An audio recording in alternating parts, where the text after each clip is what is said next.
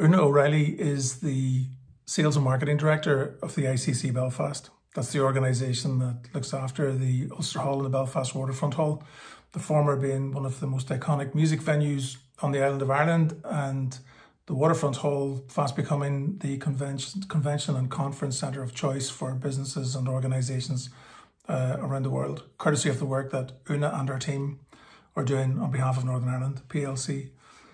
We go back as far as her childhood reflections on working with her father, who was a farmer, and what she learnt in terms of relationship building and sales tactics and techniques and negotiation, through her work as business development manager for the Northern Ireland Chamber of Commerce, her role in the IFA, the first female director in its 130 years history, and the legacy that she left behind in terms of turning it into a very powerful sporting property, and then current role as the sales and marketing lead for the ICC Belfast. No further chat from me. I hope you really enjoy this. It's really just a really cool conversation with somebody who is evidently very, very passionate and energized about her work, and that energy is obviously infectious through her team and how she talks about the opportunities that exist for Northern Ireland. And it's hopefully you enjoyed as much as I did. Without further ado, Oonagh O'Reilly. Oonagh, how you doing? Oh, good. Yeah, can't complain, Paul. Life's good. Thanks very much for coming on the podcast. As with most guests, I try and start off with finding out a bit of background. And so you want to just talk a little bit about your career in sales and what you're doing currently? Yeah, well, I'll not start at the very start because I was actually a cattle dealer's daughter and sold calves before I ever left school. So we'll not talk about that, but I suppose we'll come back to that. We'll come back to that. You can come back to that one. But look, this was my career over this past 10, 14 years. I was sales and marketing, or I'm currently sales and marketing at ICC Belfast, the Waterfront and Ulster Hall. Prior to that, the Irish Football Association, the sales and marketing director. And then I spent 6 years as business development director at the Northern Ireland Chamber of Commerce. So if I look at, this was what I've been working on, what my core purpose is. First time I ever voted, Paul, was in the Good Friday Agreement. Okay. The big thing for me is that we now have peace. We now need prosperity. So I've sort of looked at my career, I suppose, over the past 14 years and dedicating it to actually driving economic growth. So business development director of the Chamber, quite obvious from a Northern Ireland football, at the Irish Football Association. The big driver that I was there was looking at how I leveraged the success on the pitch of the Euros in 2016 to, I suppose, build the brand and reputation of Northern Ireland through our fan engagement. And now at the ICC Belfast, it's about bringing international conferences to Northern Ireland, showcasing the best that we have in key sectors aligned to the 10X strategy. So it's been good, but I think for me, my career is steeped in my why in terms of trying to make a difference. That's interesting. So just as there's a theme that I've kind of noticed there, whether it's strategic or not, you can explain, but everything you're selling, that platform is so far outside of your control. So if I was working in a business, I could affect the change of the quality of the product, the quality of the customer service. I could change the production process. I can change distribution. You're working on behalf of kind of Northern Ireland PLC, and then Belfast PLC. And a lot of that is out with your control, really. It is and it isn't. I suppose if you look at if I look at how I take things apart, I don't worry about the money bit from a sales perspective. You know, if you get the brand and image, if you get your brand right, if you get people participating and you build a community, if you get your digital piece right, the money follows, the commercials follow after that. And whether that is looking at driving membership across the Chamber of Commerce and getting people bought into moving forward from there to the actual football. That being said, of football, you know, every match, you know, you knew you had a good 4 or 5 months ahead of you for one, and it was going to be that bit harder if Northern Ireland got beat. And just so the value is more important than the money. Do you find that an easy sell internally to the other stakeholders within the business to buy into that strategy?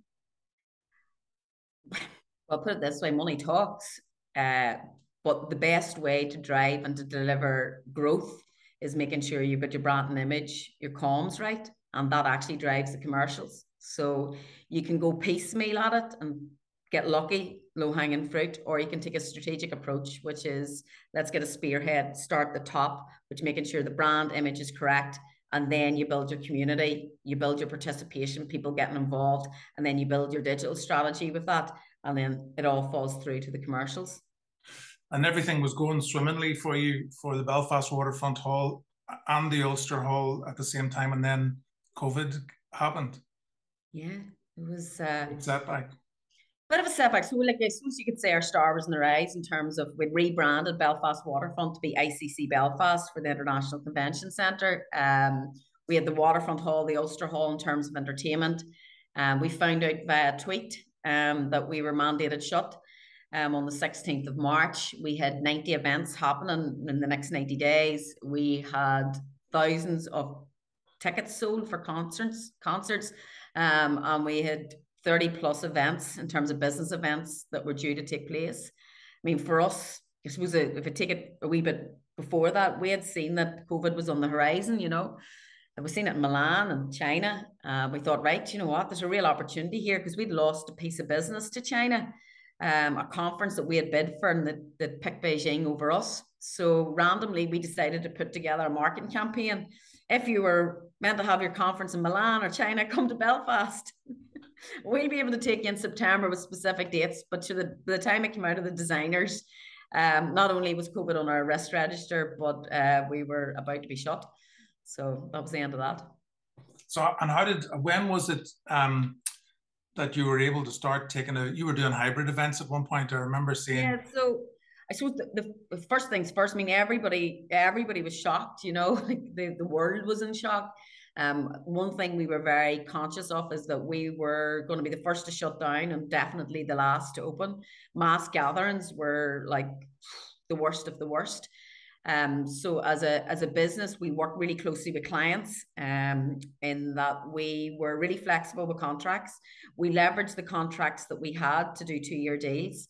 And then we realized that we didn't know when we were going to get to open again. So we were rescheduling events, putting them in for a year in advance, trying to get a 2-year deal, come back to us in 2025 as well as going in 22 or 23. We then very quickly realized that we needed to do something front of mind. So 89% of our staff were furloughed. With a guy, Dave, that had only started in February. He's our head of production. And he came with an idea. Somebody in Birmingham was doing it in a studio. And look, these guys are doing virtual events. He says, I think we could do it in our studio where we normally have the pantomime. So if you had seen the state of the camera that we had beforehand, like we were not set up for this. A lot of what we would have brought in is hired in kit, depending on the conference. So we put a business case together and got cameras, got a backdrop. We actually, with the Northern Ireland Chamber, ran an event with us. It was a leadership event. They needed to run something quite high end. So we brought it in, socially distanced.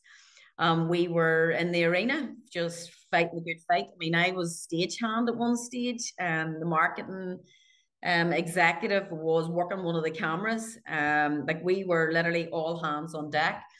We had a lot of lessons learned from that. I mean, would you say it was perfect? No, but we came out of that saying, you know what, there's something in this. We know we have to make this work. And we actually put in for funding with Tourism Northern Ireland. And we said, like, we need to be hybrid, you know, we need to be out there.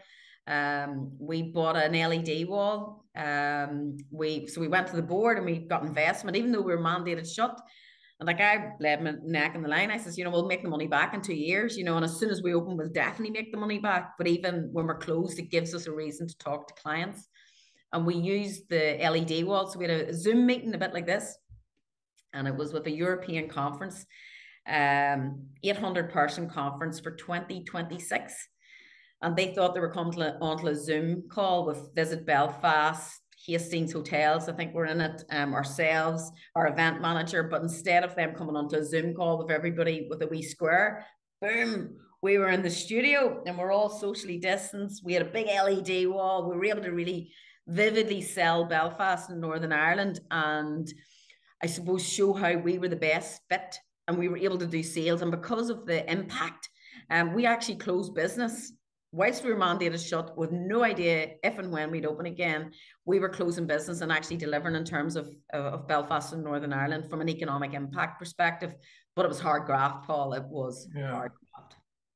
You've kind of alluded to the hard graft with the humble beginnings in the cattle rustling sector. Oh, not rustling, no. No, I'm only kidding. The reason I want to, I kind of have that lineage somewhere further in the track. I think we all do. And I remember at a conference, one of the speakers said, it was in Belfast, he said that the further away you get from those days of cattle dealing, the harder it is for people to fully understand and appreciate true negotiation and selling and the hard work behind it. So I genuinely will come back to you on that, Oonagh. You're doing a lot of partnerships and collaborations with the ICC then. So you mentioned the hotel groups and presumably Jerry Lennon and Visit Belfast and those guys. Is that an easy thing to do, working on behalf of a collective like that, to get singular thinking? Do you know what? So I worked in football, right, before I worked at the ICC. And in football, 100% of the time, at least 50% of the people disagree with you. It's just the nature of a football match. Not everybody wins. Whereas with the ICC, the Waterfront Ulster Hall, like we have an ethos that when we win, everyone wins. Mm-hmm. So like the hotels want to see us full. Visit Belfast have a shared goal in terms of driving economic impact, in terms of aligning to the 10X strategy. So we work hand in glove with Visit Belfast because we've such a shared goal. It's not like Visit Belfast are trying to, I don't know, drive up cruise ships and use us for cruise ships. We're not in that space. Of course they're doing that, but we're not aligned to it. The bit where there's business events and business tourism, we're so aligned. So like the business development director, Rachel, I work hand in glove for my team, work hand in glove with her team, and we will do joint meetings. So you would think it should be harder, but because it's just one big team, it's that bit easier. But don't get me wrong, there's times you turn around because you're not in the same office, because you don't have full visibility of what everybody's doing. Wouldn't it be amazing if we all, could all work around the one table all the time? But no, we're really lucky in that it's a very solid front, plus it's a real USP because a lot of cities don't have what we have in terms of that collaborative approach. And that was the next question. So in some of those other cities, you mentioned like Beijing and Milan, is there some kind of hierarchy or tiering system where you kind of know your lane and you compete with a certain city based on what they can offer? Or is it open season and you're after anything that moves within reason? Well, if you work in sales and you're after anything that moves, you're going to be a very busy fool. For us, we fight in the arena where we really believe we can win. There are cities that are tiered. So, for example, London, Paris, New York, they would all be in the same stable. So if you're thinking of running a conference, you wouldn't necessarily think, oh, I'm going to go to Paris or Belfast. That being said, sometimes we might compete against Paris, but we're more likely to be competing against Dublin, Glasgow, Birmingham, some European cities, but we typically won't go head to head with Barcelona because it's so much bigger than us. We Frankfurt, huge. Their convention center has got, you could put the ICC in it 12 times over. You literally have 12, like it's acres of ground that they're set in. So no, we do fight in the arena that we think we can win. The areas where we're really good at is a collaborative approach. We're really joined up in terms of the sectors that we can go after. So cybersecurity is a really good one for us. Advanced manufacturing, robotics, food technology, life sciences, we do brilliantly, particularly oncology. We're really good at cancer. So there's some things where we have a really strong, our universities are really strong research. So it becomes a really compelling reason to actually choose Belfast for your conference. So part of, I get occasionally asked to sit on recruitment panels when they're recruiting for salespeople and various other members of staff. And one of the things that I was taught way back was the gimmick, whereby it is gimmicky, but if you're recruiting somebody from, say, an engineering background, they're going to just sell an engineering thing if you ask them to do a presentation. So one of the presentations that I would, the environment I would set up would be, they would be the head of the Belfast Chamber of Commerce. the panel would be Toyota Motor Corporation, and they would have to sell why we, Toyota, should build our next car plant in Belfast. And so that's like, you know, a really easy sell, but there's a certain structure to it. There's a certain detail you would need, your competition, your value propositions, and so on and so forth. And whenever you sit down and look at Belfast, and it's like as an entity, or Northern Ireland as an entity, and you talk about the distribution points and the 2 airports and the ports and the 2 universities and the willing and able labour force, it is a very compelling place to bring events and people to, isn't it? Do you know what? Our hit rate, our conversion rate is 97%. If we can get the people to Northern Ireland and Belfast, our conversion rate is fantastic. The biggest challenge we have is the little bit of water between us and the you know, and the rest of the UK. It's the actual thought of it. People think we're further away, and even business that we're chasing in the Republic of Ireland, people think, you know, of going south as opposed to coming north. So there's a big piece of work in terms of getting people here. But when we get them to Belfast, it's a completely compelling proposition. You know, you're 100% right, but it's getting them here in the first place is probably the biggest challenge, Paul. And you compete very heavily against Dublin then. So like even getting anybody onto the island, Dublin obviously has that cachet of the big tech companies, and, you know, it's a bigger city, I guess, in population terms and that, but you're not afraid of going head to head with them. Like we have a very different proposition. You know, we're €100 cheaper a night for a hotel. So like straight off the bat, if you look at the value proposition, where we do compete against Dublin, or where we have a competitive edge against Dublin, is for national associations, so like the British Medical Association, the Association of Surgeons of Great Britain and Ireland. Typically, because we're on the island of Ireland, but we're part of the UK, we have a very, you know, we're agnostic in terms of what you need us to be, whereas Dublin doesn't have that. Okay, very good indeed. So the landscape ahead and the over the next 18 months, it's a very positive picture. What do you see, without talking down about the economy and everything else? What changes do you see coming your way that you can prepare for? Do you know what? So we have 2 sides of the business, with the conferencing side and then the entertainment. And at the minute, we have World Snooker on at the Waterfront, and we are currently sitting income-wise up over a third. Ticket sales wise up 20% on our highest year previously for the World Snooker. And we watch it really closely because we're thinking, oh, you know, austerity, you know, cost of living crisis, we're going to see a big impact. And I have the daily sales report. Like during COVID, we sold 3 tickets. That was the lowest. Every day we sold a ticket, even though we were mandated shut. 3 tickets. So like people buy tickets. It's great, incredible that people buy tickets even when you're shut. But we have actually seen that it's been tracking ahead of 2019, and we keep thinking, oh, we're gonna this month, you know, we'll see this crunch. This month we'll see an impact, but it's actually been okay. We're worried to a certain extent, but each month we're sort of proving ourselves wrong.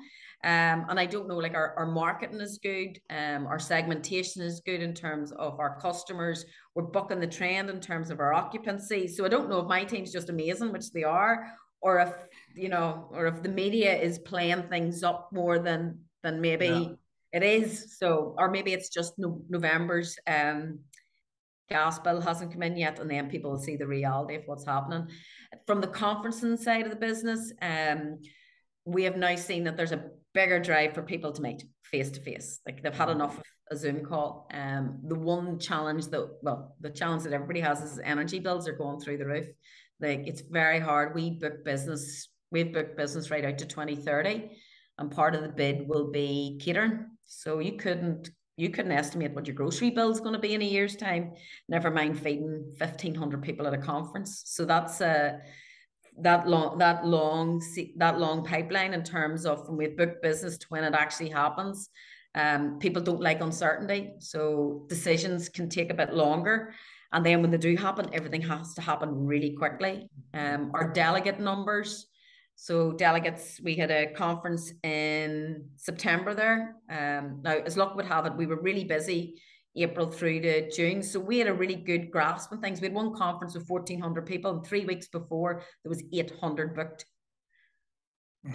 3 weeks before an 800. So that was an extra 600 people we had to feed. So that puts pressure on our catering team. It put pressure on the event organizer because they need a certain amount of people, like from a commercial perspective, you know, from a break even. But we were able to take the lessons that we had over that quarter with an organization that was running its first post-COVID conference and say, listen, guys, 2-3 weeks out, your delegate numbers are going to, been telling you there's going to be a surge. It's happened every single conference that we've had so far. So we were able to give a little bit of comfort, but that uncertainty is hard to plan for. And I think it's how you actually manage the risk, and you also make the most of the opportunity, and that you can be flexible with it. Going back to you talked about your sales team there. You've obviously built a sales culture everywhere you've been, be it the Chamber of Commerce, the IFA, and the ICC. How do you start building? What do you look for, and how do you craft it from the ground up? Because presumably when you went into, well, the changes in the IFA were dramatic. Really, when you came in, it was one thing, and when you left, it was an entirely different thing. So what do you look for when you're building a team, Oonagh? You know, I think for me, in terms of building a team, so I played Gaelic football for Down. I play sport. I played rugby. I love sport, and I think one of the big easy things in sport is you have a shared goal, which is to win. You know, from a business's perspective, it's looking at a core purpose. You know, it's something that's beyond just hitting your numbers, because hitting numbers isn't really enough. So for me, whenever I'm pulling a team together, it's making sure that I have somebody that's bought into the bigger purpose, you know, like this is what we're trying to do. So from a ICC Belfast, the Waterfront and Ulster Hall, we see that we have an impact socially, culturally, as well as economically to Northern Ireland in terms of leaving a legacy and making a difference, making it better. So whenever I'm recruiting for a team, one, they have to be bought into a bigger sense, not be selfish, I suppose, is the big thing. But attitude's everything, you know. If you've got a sales team that understand that they have to work as one team, you know, it's not a set of individuals. You have to work as an organization right across the board. Within my team, we have 2 rules. Number one is, if you say you're going to do something, you do it. The second is that you have each other's back. And having each other's back isn't covering for people. It's actually straight out saying, it's like, here, Paul, you have a bit of spinach in your teeth. Do you know, it's actually telling you when you've done something wrong. It's not letting things fester. You know, if there's something that's annoyed you, you actually call it out straight off the bat and say, do you know what, this actually had a real impact on me. And it could be something that you thought was a flippant comment, but that people have the right to call you out, and people have the right to call me out as the sales and marketing director. And I think that, to me, when you've actually got a core set of rules, everybody knows what they're meant to do, like rules of engagement. Like, we always turn our camera on in a Teams meeting. You know, if I phone you, I expect your camera to be on. Now, if you turn around and say, listen, I've just, you know, my face is frozen because I've just come out of the dentist or whatever, that's, you know, it's not sackable offensive people, but we have rules of engagement, and we're really upfront so people know what to expect. And I think that straight off the bat, whenever people know the playing field, and then they buy into it or they don't. That's down to them to buy into it, I guess, isn't it? Once you're very clear and transparent about why everybody turns up in the morning and what it's all about, then after that, it's I always use the phrase, if it's to be, it's down to me. You know, you've got to come along and show you're part of it. Have you found recruiting easy, and do you see the expectations in people change as time has gone on, and what they're prepared to do, and what hard work looks like, and what you can get out of people?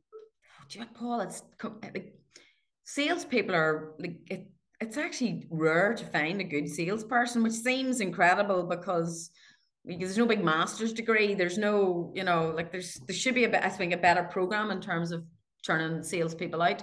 But our latest recruit, Kieran, came, and he was front of house in a hotel, and we have spent he's been with us nearly a year, and he's amazing. And it took him 3 months to get his head around actually having like a sales job. Does that make sense? Yeah. Another 3 months, you could really see it. And then this past 6 months, he's been exponential in terms of how he's actually delivered for the business from a sales perspective. But if I look at what he brings to the team, is his attitude, like he wanted to do the right thing. And I think for us, from our sales approach, like, we are not hard cold salespeople. Like, there's no cold calling. Like, we're very relationship driven. very much about education. It's about utility marketing. It's about giving it away for free. We don't, like, if we see something that works, we believe in R&D, which is rob and deploy. And we're willing to share our learnings with our clients. We're willing to share our learnings with other people, because it actually is for the greater good. You know, we don't have school bags up. We have a real ethos of when we win, everyone wins. And that's how we negotiate. My dad's a cattle dealer, so I'd mentioned that. And he used to say to me, and I shave it, don't skin it. Leave something for the hair to grow back. Yeah, yeah. You know, so when you're negotiating, that's, you know.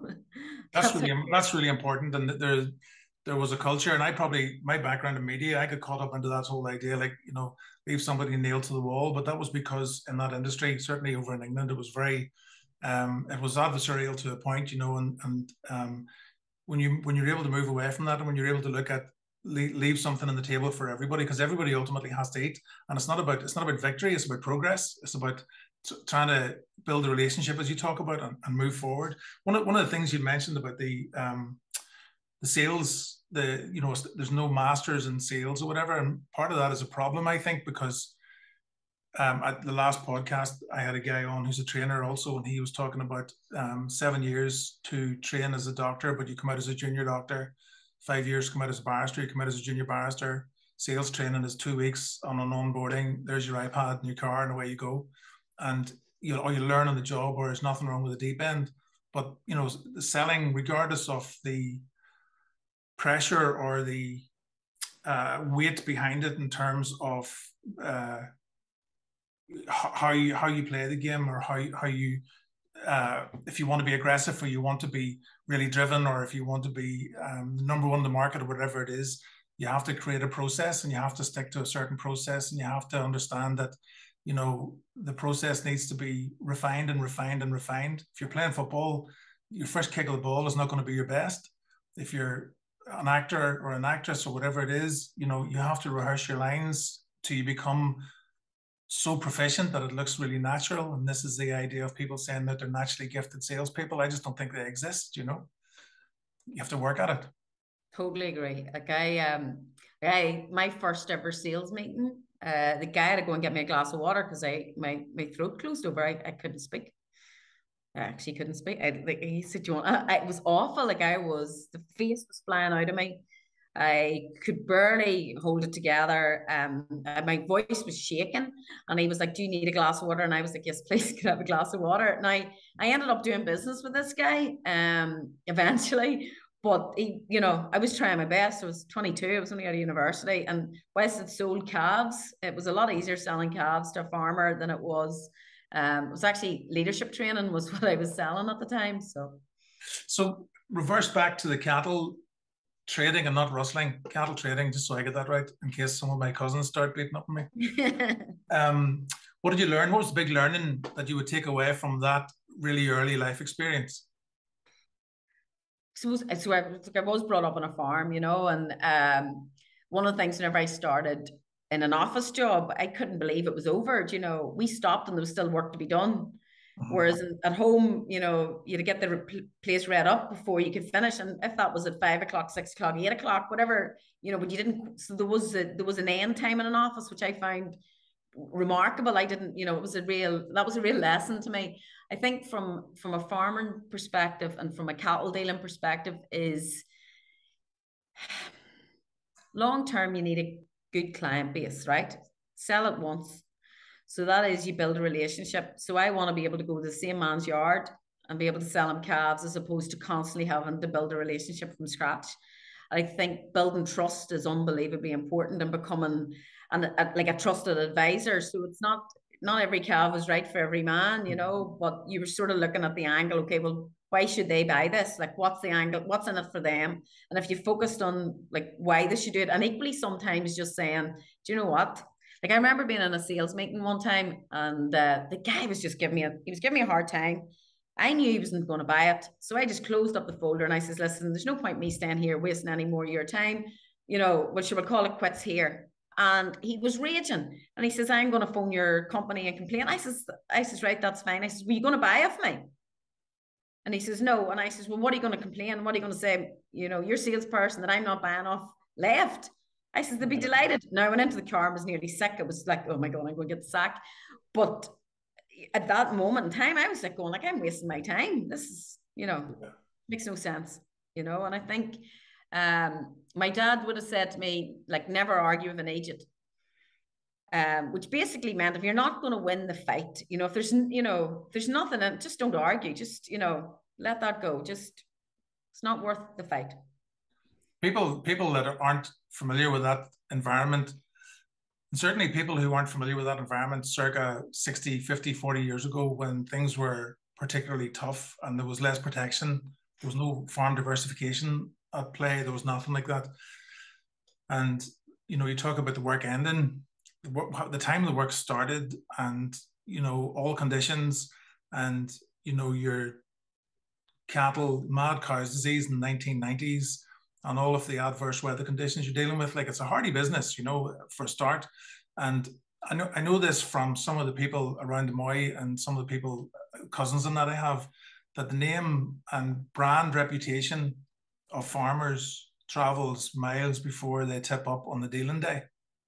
And so if you're one family in particular whose name is Donahue, who could have sold could have sold up and down the country twice over, because the reputation of the father and the family was beyond reproach, was exemplary, And you talk about the brand, working the brand and everything else, and the money will come. I think that's probably something that could go back even as far as that, but it's an unforgiving. The guy next door to me here has got about 19 black cows out in the field. I don't know what a black cow is. It's just limousine. Black, right? I'm going to go with limousine. Limousine, right? Okay, there you go.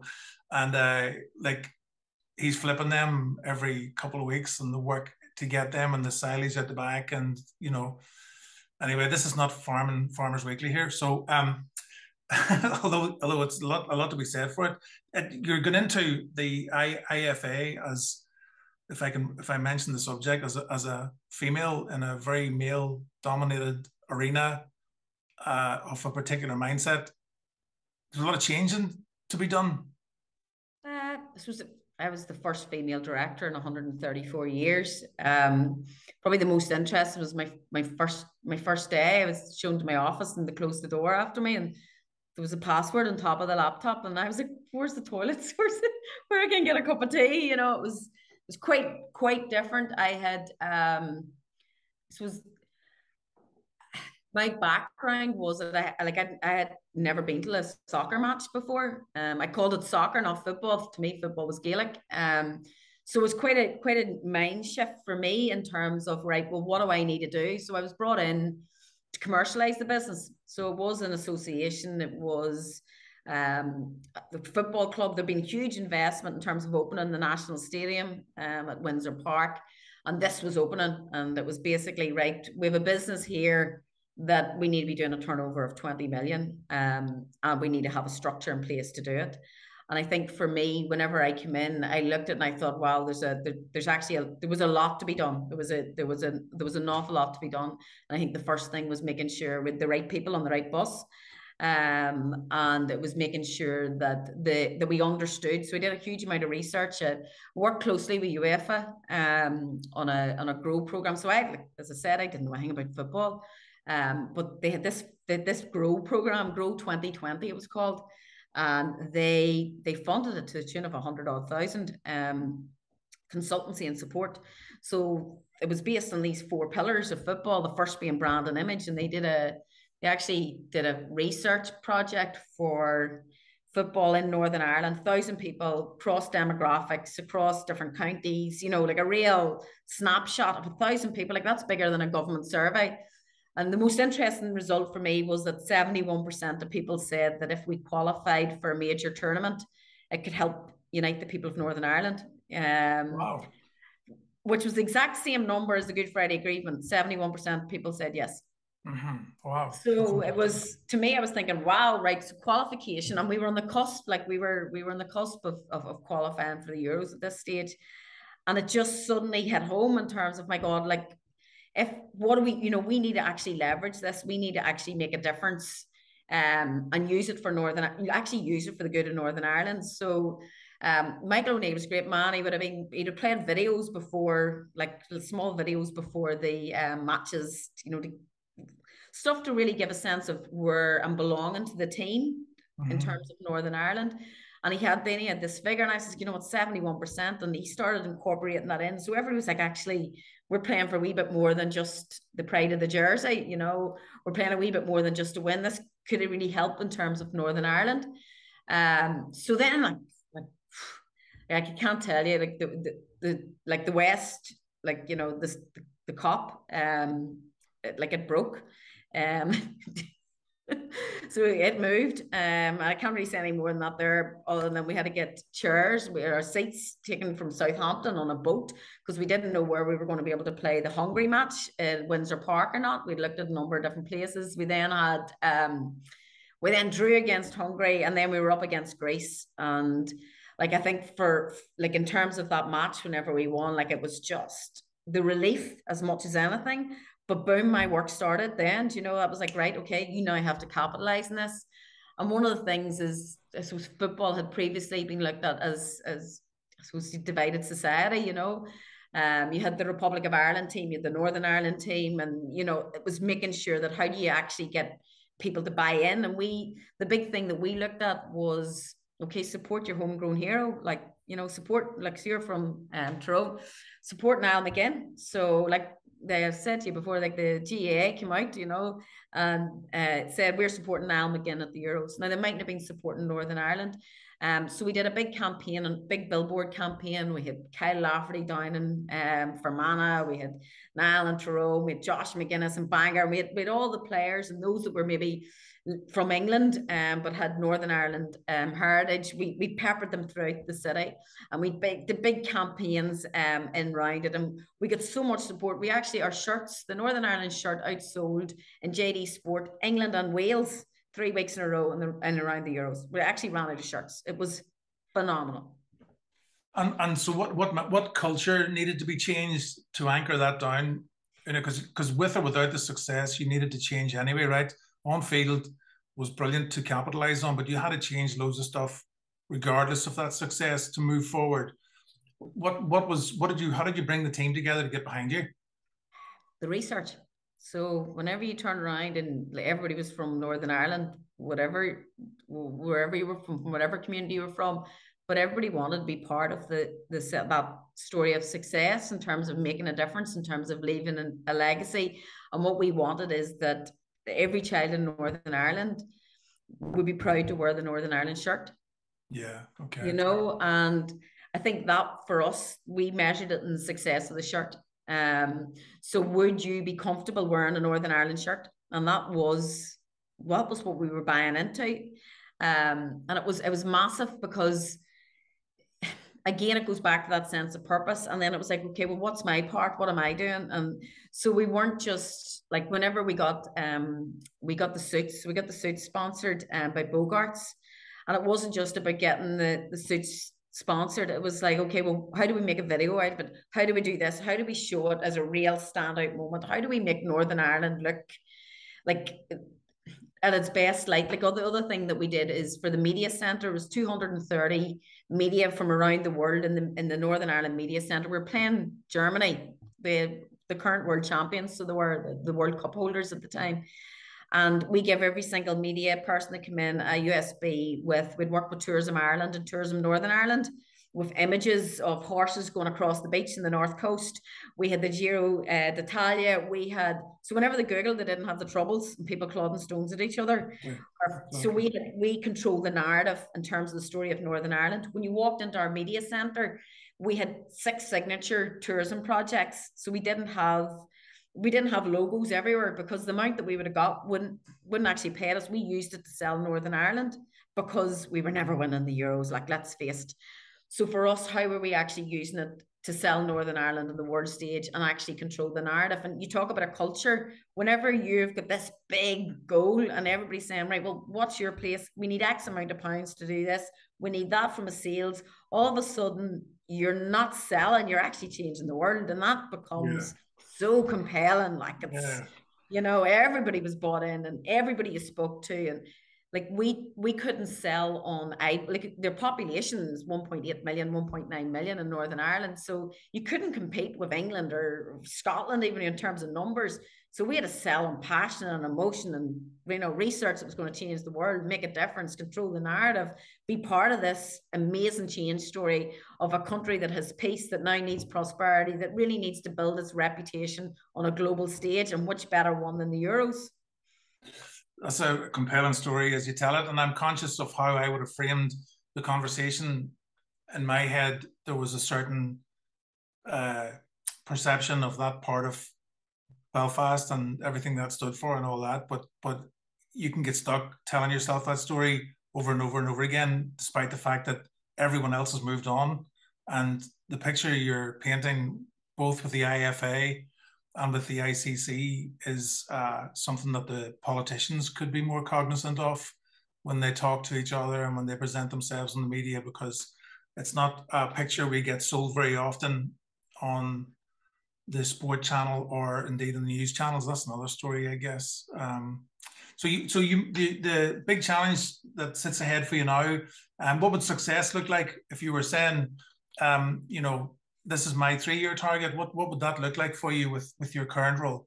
Yes, we work on a 5-year plan, simply because the sales cycle is so long for an international conference. From initial identifying one that we could go after to actually it happened 4 years. So it's a really long sales and quite complex sales cycle. So for me, in terms of the business, we're looking at 50% on top of what we've got now. It's looking from and that's from the ICC side, but making sure that it's aligned to the 10X strategy. So making sure, so for example, we have got Cyber UK coming. We have the international composite material compound conference association in the summer, but it's aligned to our expertise in Northern Ireland. So we could effectively bring any conference, but what we want to do is showcase the best that Northern Ireland and Belfast has to offer. So if we can make sure that we go after the right conferences, we become part of that, I suppose, part of that economic development, but we become an engine for it. So for example, with FDI, foreign direct investment, you're asking somebody to marry you by asking them to come to Northern Ireland, but bring a conference. It's like a first date. It's a cup of coffee, have a look around you. And then when they come and they experience Northern Ireland and Belfast, say, actually, it's quite a young population. It's well educated. There's 2 universities, the 2 airports. Dublin's only an hour and a half down the road. And all of a sudden, the compelling proposition you talked about for Toyota and the Belfast Chamber of Commerce, you're showing it, but it's an easier sell a 3-day conference than move 30 people to Belfast. It is surely, yeah. You said cyber. Just what's the big draw with cybersecurity here? Is that the businesses that are currently residing here, or the intellect? Yeah, we have expertise. Yeah, Northern Ireland has real expertise in terms of cybersecurity.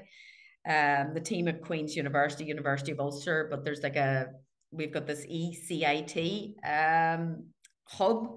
So we're actually recognized globally for cybersecurity.